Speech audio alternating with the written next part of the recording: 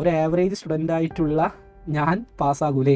Okay, അതായത് ആർദ്ര ആൻ്റണിയോ. Okay, അപ്പോൾ എന്താണെന്ന് വെച്ചാൽ ഒരു CMUS പഠിക്കുന്ന സമയത്ത് ഒന്നുമില്ല, നല്ലൊരു ഇൻസ്റ്റിറ്റ്യൂട്ട് ചേരാം. ഓക്കെ, നല്ല ക്ലാസ്സുള്ള നല്ലൊരു ഇൻസ്റ്റിറ്റ്യൂട്ട് ചേരാം. അതായത് ഞാൻ പറയുമ്പോൾ ട്രിപ്പിൾ വന്ന് ചേരാം.